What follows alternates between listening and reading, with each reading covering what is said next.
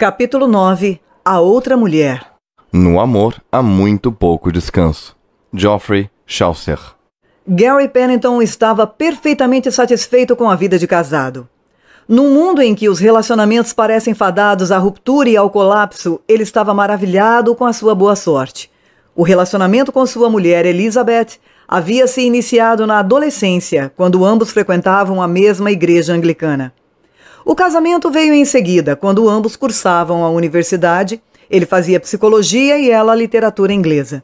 E logo eles estabeleceram uma relação de apoio mútuo e de liberdade em comum. Com seus 30 e poucos anos, Elizabeth deu à luz a um menino e depois a uma menina, que eram criados num lar feliz e descontraído. O lar era o refúgio ideal para Gary, que, tendo obtido seu diploma de doutorado, estava trabalhando para o sistema judiciário como psicólogo forense, dando assistência a pessoas perturbadas acusadas de crimes violentos.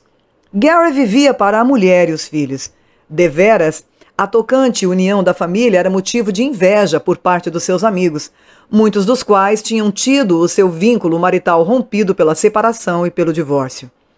Depois de 16 anos de matrimônio, a paixão de Gary por Elizabeth não havia diminuído, e o tempo melhorara ainda mais a boa aparência e a sensualidade dela. Tendo se adaptado a uma rotina básica e à estabilidade emocional proporcionadas pelo conforto de um lar e de uma lareira, Gary não sentia nenhuma atração no sentido de fugir às responsabilidades familiares. Nem mesmo tinha sido seriamente seduzido ao ter oportunidade de viver uma aventura sexual. Contudo, quando esbarrou com Caroline McVitie numa festa de véspera de Natal de 1982, a troca de olhares entre eles o fez sentir-se um adolescente com o sangue fervendo. Perturbado e, no entanto, estranhamente entusiasmado por esse encontro passageiro, Gary circulou distraidamente entre as gravatas borboletas e os vestidos elegantes até que chegou a uma fileira de janelas com sacadas ornamentadas com cestas de plantas tropicais. Virando-se para ficar de frente para a sala cheia, ele sabia que devia falar com a mulher de cabelos negros que o havia deixado inteiramente desconcertado. Ele esquadrinhou os convidados até que a avistou no lado oposto da sala, distante da aglomeração de pessoas entre o bar e a mesa do buffet. Ela estava olhando em sua direção, enquanto conversava com uma mulher mais velha de vestido verde. Nervosamente, Gary penetrou na multidão, esgueirando-se entre cotovelos, copos de vinhos e bandejas até chegar ao lado dela. Embora fosse arrogante e autoconfiante por natureza, sentiu-se um tanto desajeitado ao se apresentar. Mas assim que começaram a conversar, seu nervosismo passou, graças à afinidade instantânea que aconteceu entre eles.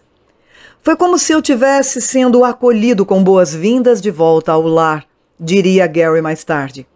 Quase sem se darem conta da agitação dos convidados em volta deles, conversaram animadamente a noite toda. E quando a festa acabou, ambos sentiram uma compulsão de se encontrarem novamente.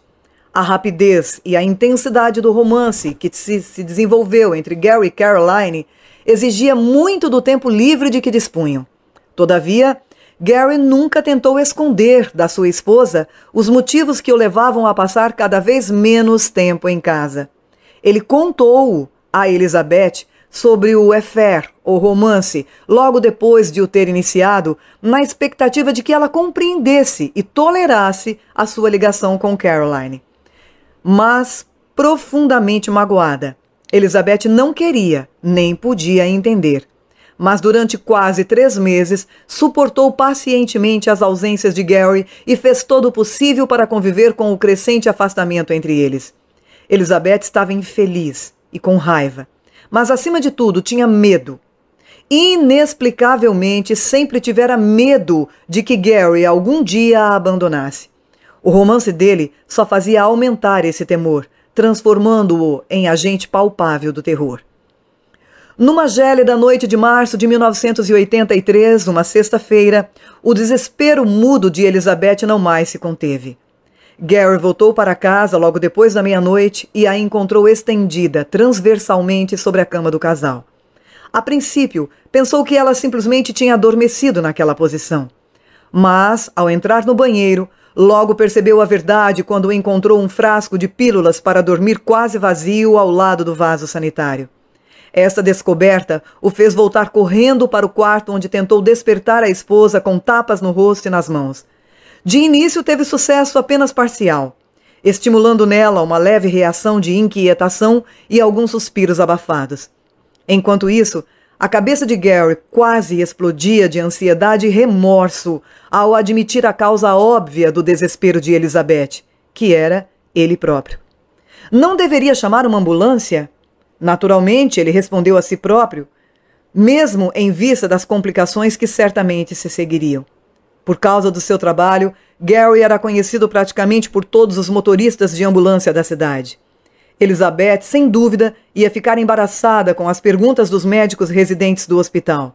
E o seu caso, com aquele trágico desfecho, seria motivo de mexericos no meio da comunidade médica legal. Não obstante a aflição desse dilema, Gary acreditava que seria capaz de evitar que Elizabeth entrasse em coma. De vez em quando ele a sacudia e esfregava-lhe os braços, mas principalmente a estimulava a falar, até que a primeira luz da alvorada entrou pelas venezianas do quarto.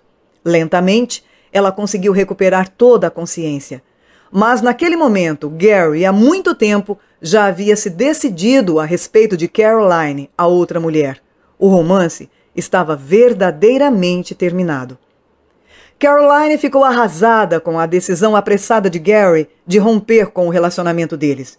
Ela reagiu, pouco tempo depois, indo morar com James Hughes, um rico celibatário de 50 e poucos anos, com quem ela já morara por cerca de 3 meses.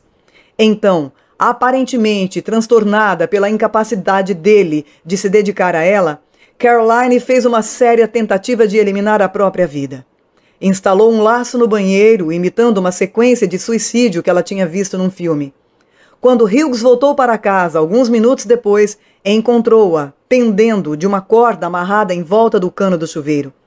Depois de descer o seu corpo, ele a levou rapidamente para um hospital em Toronto, onde ela ficou por quase 2 meses.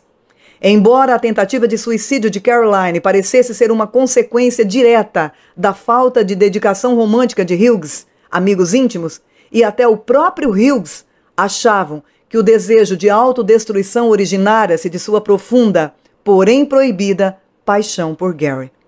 Hughes mais tarde contribuiu para a recuperação de Caroline de um modo espantoso.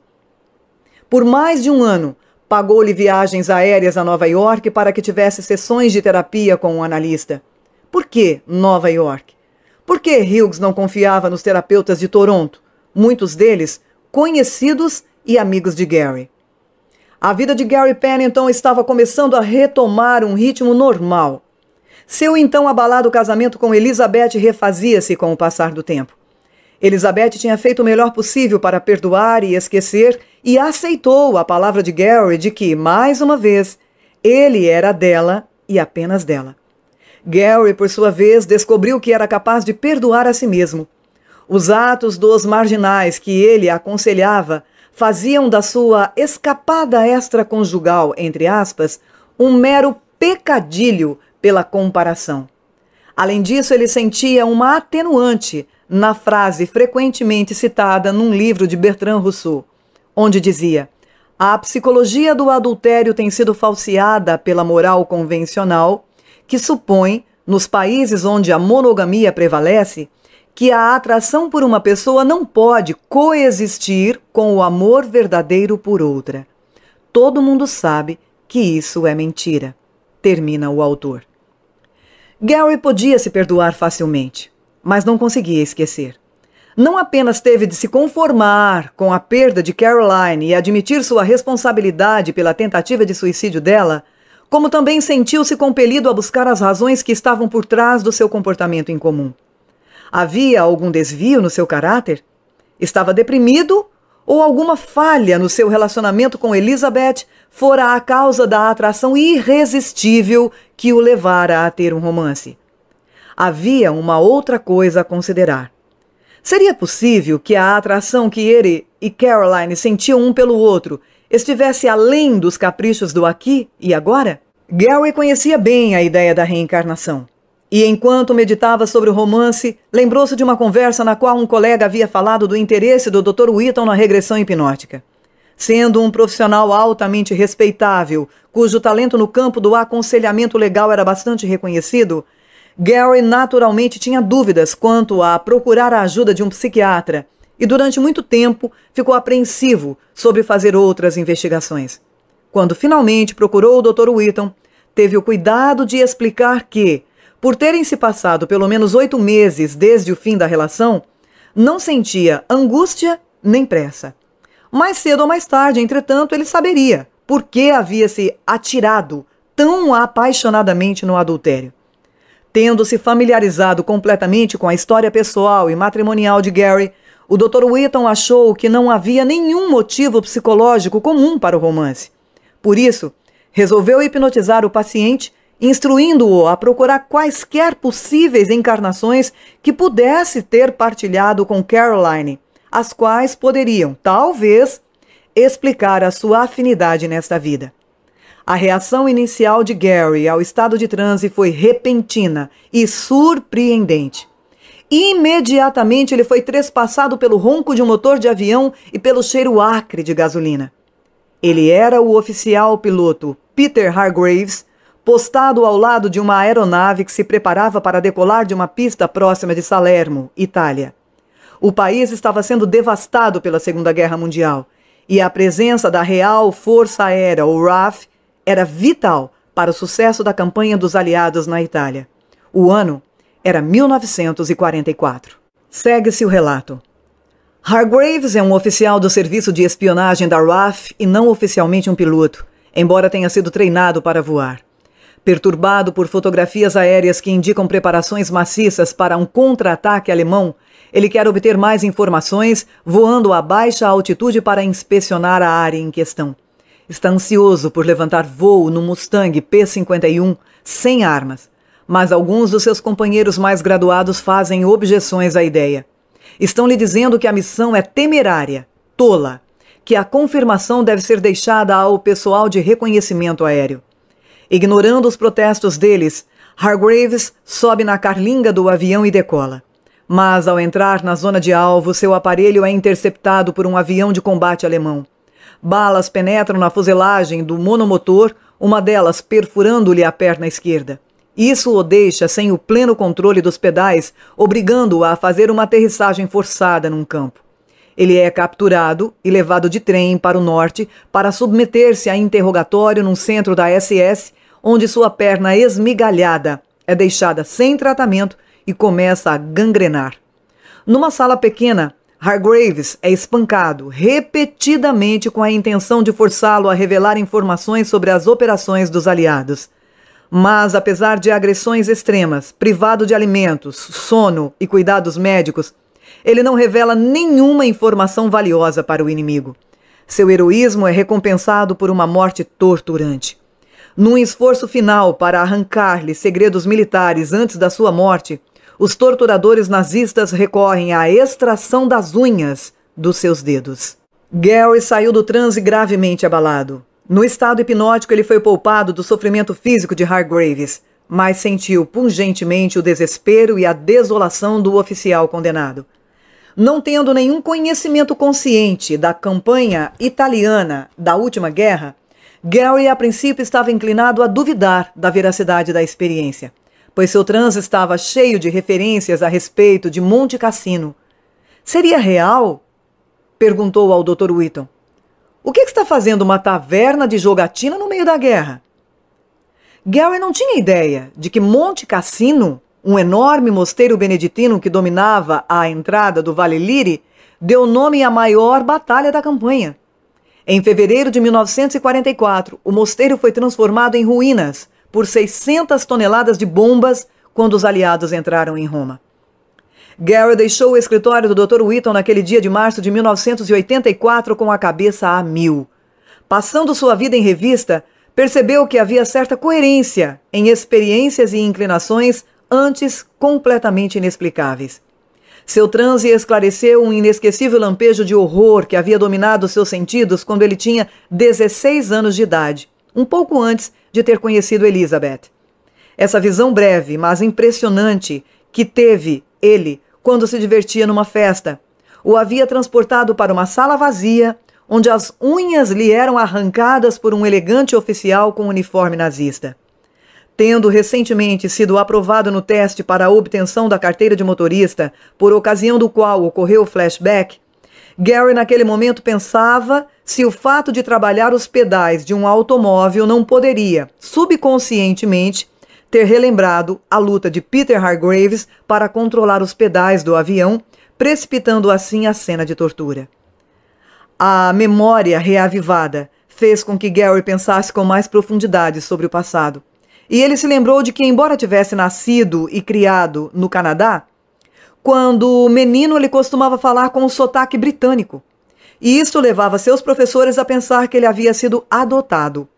E embora este sotaque em pouco tempo tivesse se desvanecido, sua própria existência havia permanecido um mistério, até então. O episódio do transe esclareceu o medo que Gary sentiu por toda a vida de quebrar a perna, o que sempre o fez evitar a prática de esportes perigosos, tais como esquiar em montanhas. Também explicava sua injustificável ansiedade a respeito de viajar de avião. Desejando enfrentar essa apreensão, ele brincava com a ideia de tirar o seu brevet de piloto, sentindo instintivamente que já sabia pilotar um pequeno avião. Era apenas o medo de ser imprudente, um medo que agora entendia bem que o continha. Essa imprudência continua sendo uma parte considerável na natureza de Gary, uma característica pessoal que o colocou repetidas vezes frente a frente à morte, principalmente quando dirigia. Gary então começou a refletir sobre a semelhança do seu trabalho com a coleta de informações secretas. A psicologia forense, logicamente, sucedeu à vocação da sua vida passada. Além disso, ele agora entendia melhor por que roía as unhas e por que alimentava um fascínio quase perverso pela tortura. Gary havia obtido mais autoconsciência do que jamais ousara esperar, mas ainda não havia obtido esclarecimentos a respeito do seu comportamento adúltero. A sessão seguinte possibilitou-lhe maior contato com a sua vida passada anterior, e ao fazer isso, o pôs face a face com a outra mulher. Segue o relato. Peter Hargreaves foi criado num lar inglês católico de classe média alta por uma babá italiana. Sua fluência no italiano é uma das principais razões por ele ter sido chamado a juntar-se aos combatentes locais da resistência enquanto os aliados conquistam uma posição na parte continental da Itália. Em Salerno, seu principal contato com o movimento da resistência é uma jovem. O nome dela, Helena Bock, que lhe possibilita comunicar-se com os partisãs no interior montanhoso do país. Desde que se conheceram, Hargreaves e Helena sentiram forte atração um pelo outro e se apaixonaram enquanto trabalham juntos sob as condições mais difíceis. O pai de Helena foi morto em combate recentemente e Hargreaves intervém para fazer o melhor possível pela desamparada família Bock. Promete se casar com Helena logo que a guerra acabar. Hargreaves, como vimos, não sobreviveu à guerra. Entretanto, o tratamento brutal que recebeu dos nazistas e o seu amor e preocupação por Helena o detiveram no plano terrestre por várias semanas após a morte. Na primeira visita que fez ao estágio entre as vidas, Gary encontrou sua personalidade da vida passada ainda na Terra e repleta de emoções, principalmente de raiva. A metaconsciência revelou que Hargreaves tinha tido seu avião derrubado porque um agente nazista se infiltrara entre os partisãs, alertando os alemães sobre a sua intenção de incursionar no avião monomotor. Furioso, o eu desencarnado de Hargreaves pôs-se a reconstituir as circunstâncias da traição. Helena ficou sabendo da morte de Hargreaves através de contatos clandestinos. Observando do estágio entre as vidas, Hargreaves percebeu seu total desespero, que logo se transformou em depressão profunda e duradoura. O relato foi o seguinte. Com crescente apreensão, ele vê Helena seguir para o topo de uma montanha perto de Salerno, decidida a suicidar-se. Quando ela atinge a borda do penhasco, o eu desencarnado de Hargreaves tenta desesperadamente materializar-se para evitar que ela cometa o suicídio. Se pelo menos eu tivesse um corpo, sua mente repetia. Isso nunca precisaria acontecer. Completamente frustrado com seu estado de desencarnado, ele nada pôde fazer, além de olhar enquanto Helena salta para a morte. Os esforços inúteis de Hargreaves para evitar o suicídio de sua amada não passaram despercebidos. Caroline, que relembrou várias vidas passadas antes da meditação, tem uma lembrança final de sua última vida passada que corresponde precisamente ao relato do transe de Gary. Ela lembra ter lutado com uma força invisível antes de ter se jogado do penhasco. Tendo fracassado em evitar o suicídio de Helena, a consciência desencarnada de Hargreaves voltou à cena da sua agonia na sala de interrogatórios da SS. Ali ele tentou também intervir, porém sem sucesso, e impedir a tortura dos prisioneiros que sobreviveram a ele. Embora ainda furioso por ter sido traído, sentiu-se culpado por causa das promessas não cumpridas que fez a Helena e ficou atormentado pela sua incapacidade de evitar a morte dela. Também sentiu-se terrivelmente inútil por ter fracassado tentando conter a perseguição daqueles que desfaleciam no centro de interrogatórios. Somente quando foi abordado por um ser sábio e maduro, presumivelmente um guia, ele concordou em renunciar ao seu vínculo terrestre. Com grande relutância, ele deixou as trágicas circunstâncias da vida de Hargreaves. A atração de Gary por Caroline fora resultado do romance de Peter Hargreaves com Helena Bock, mas a associação deles tinha sido ainda mais profunda. O Dr. Wheaton ajudou Gary a descobrir uma vida na Rússia, na qual vivera uma relação incestuosa com sua irmã mais nova. Vendo-se como uma figura um tanto corpulenta chamada Sevastian Numov, Gary identificou Caroline como a irmã de Sevastian. O nome dela, Lisenka. Sevastian é um emissário da czarina Elizabeth Petrovna para a corte de Luís XV, durante meados do século XVIII. Visto que as relações entre a França e a Rússia são um tanto bizarras, suas principais responsabilidades diplomáticas são semelhantes à de um agente secreto. E ele se especializa em operações de contra-espionagem e em providenciar exportações de armas para o seu país. Os afazeres da diplomacia exigem que Sevastian fique longe de Lisenka por longos períodos de tempo. Estando profundamente apaixonada por ele, ela se preocupa constantemente com o seu irmão estar se envolvendo com outras mulheres em Paris ou Versalhes.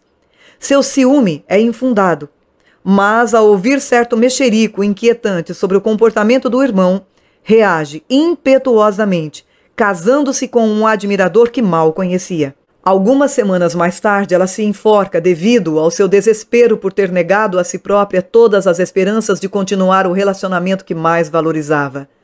Sevastian fica de coração partido quando a notícia chega ao seu conhecimento na França e nunca mais ele volta para a Rússia. Morre de causas naturais, sozinho e infeliz. É possível que tenha havido coincidência no fato de Gary e Caroline jantarem num restaurante russo na noite em que Elizabeth tomou as pílulas para dormir. Mas Gary acreditava cada vez menos em coincidências, preferindo aceitar, nas palavras de Walter Pater, que gosto é a memória de uma cultura outrora conhecida. À luz da experiência da reencarnação, tudo parecia estar repleto de um novo significado. Os transes de Gary refletiam o eu e as suas ações e reações como uma sala de espelho. 2 temas principais foram revelados: a incorporação de talentos e habilidades nas vidas profissionais de Gary e a tendência de Caroline para o suicídio, a qual, como o mostraram investigadores da reencarnação, tais como o Dr. Ian Stevenson, pode exercer certo contágio de uma vida para outra. Dada a história de suas vidas passadas, naquele momento estava claro por que Gary e Caroline deveriam participar em mais outro relacionamento. Mas esse entendimento levou a perguntas ainda mais intrigantes sobre o casamento de Gary. Teriam ele e Elizabeth também se reunido depois de terem partilhado outras vidas? A próxima sessão de transe, que mostrou Gary como Jeremy Everett, um matemático que fazia conferências na Universidade de Oxford no século XIX, respondeu bastante afirmativamente. Segue o relato. Durante anos, Jeremy vinha levando uma vida dupla. Nos fins de semana, ele se afastava das suas conferências para voltar à companhia da mulher e dos 2 filhos numa área rural próxima de Oxford. Durante a semana, entretanto, Jeremy vivia no campus da universidade. Bem perto ele conservava uma amante que tem 2 filhas pequenas. Jeremy reconheceu informalmente a paternidade com relação a essas crianças e prometeu várias vezes cuidar bem delas e lhes proporcionar os meios para uma boa educação. É uma promessa que nunca será cumprida, pois aos 30 e poucos anos Jeremy pega uma pneumonia e morre inesperadamente, deixando 2 famílias dependentes. Sua mulher está bem amparada. Ela recebeu a propriedade do patrimônio da família, bens diversos, além de uma pequena herança pessoal. Mas a amante e suas filhas não são tão afortunadas. Jeremy, ainda jovem e imprudente, não deixou provisões duradouras para elas. Cheia de rancor pelo pobre legado do amante, a concubina o culpa pelas circunstâncias extremamente difíceis e pelo período sem dinheiro que se segue. A mulher de Gary nessa encarnação inglesa não é alguém que ele conheça atualmente. Mas o estado de transe revelou que a sua atual esposa e a concubina a quem ele abandonou com sua morte são, sem dúvida alguma, a mesma pessoa. Elizabeth trocou de papel, uma marca do fenômeno da reencarnação em grupo. Gary também ficou sabendo que ele e Elizabeth tinham partilhado várias vidas anteriores como amantes secretos. A vida presente parecia ser, deveras, a primeira vez que o relacionamento deles estava sendo usufruído abertamente. Uma outra regressão hipnótica revelou uma vida no Antigo Egito, quando Elizabeth, premiada pela sua beleza, foi uma consorte do faraó Amenhotep III. Gary, por sua vez, era capitão da guarda do palácio. Um romance clandestino se desenvolveu entre eles, fazendo Elizabeth perder o amante quando Gary foi morto numa briga. Nessas circunstâncias, não é de admirar que Elizabeth tenha sempre temido ser abandonada pelo marido. Já havia precedentes em existências anteriores.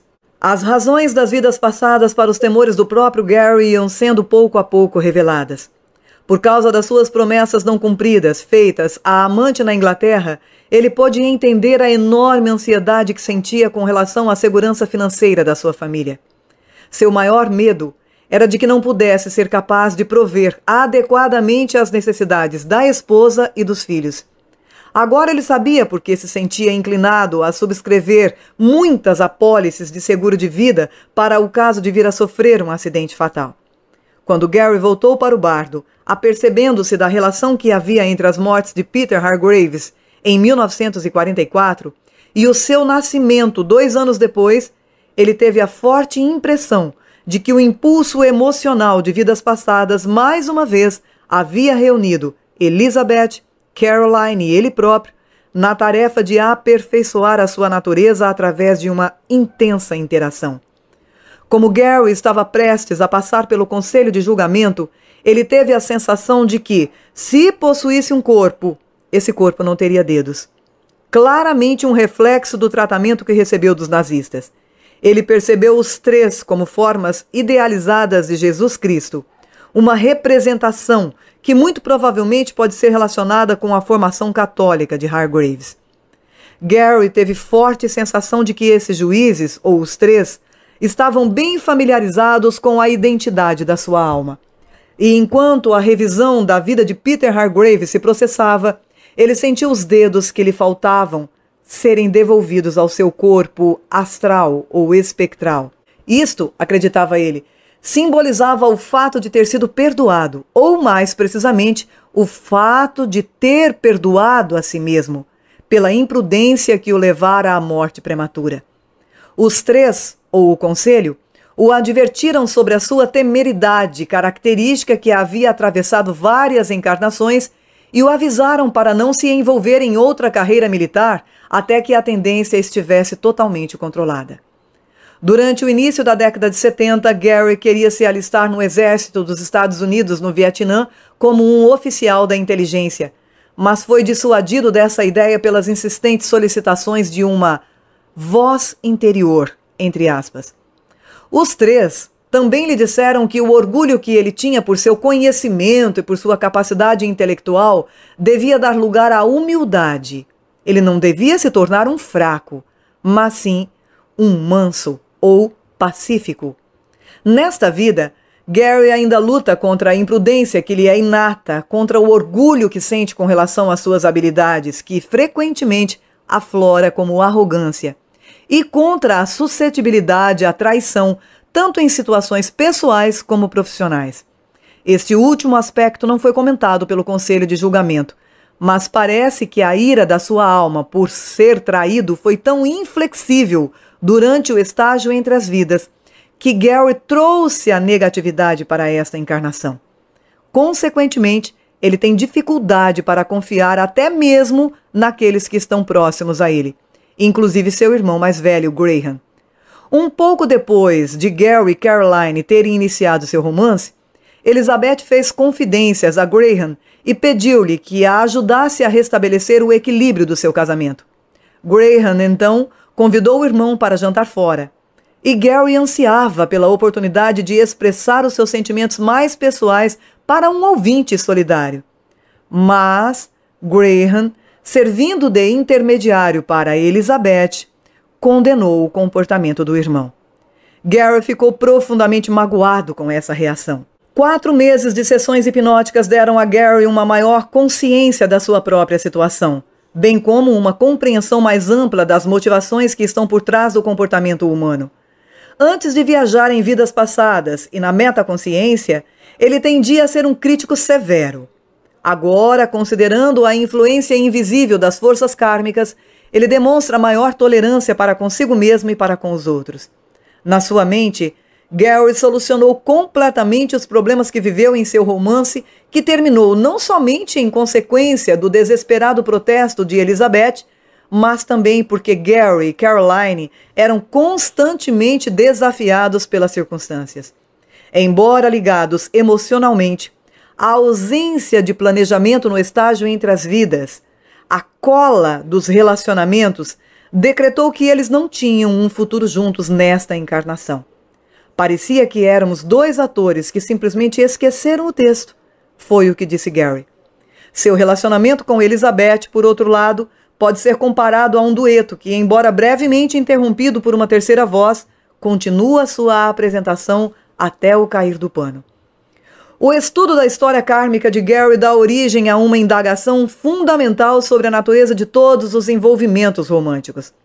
Já em 1953, um famoso pesquisador, o sexólogo Alfred Kinsey, relatou que nos Estados Unidos, aproximadamente a metade dos homens casados e 1/4 das mulheres casadas participam de pelo menos um romance extraconjugal durante sua vida de casados.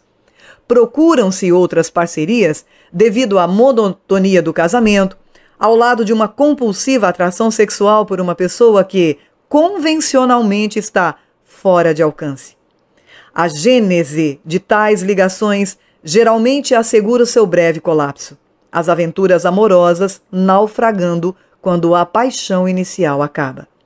Mas existem outros romances nos quais emoções poderosas unem suas forças com o magnetismo sexual para criar um relacionamento adúltero verdadeiramente afetivo. As experiências hipnóticas de Gary sugerem que a intimidade em outras vidas pode ser um dos fatores mais importantes do despertar ou redespertar dessas emoções.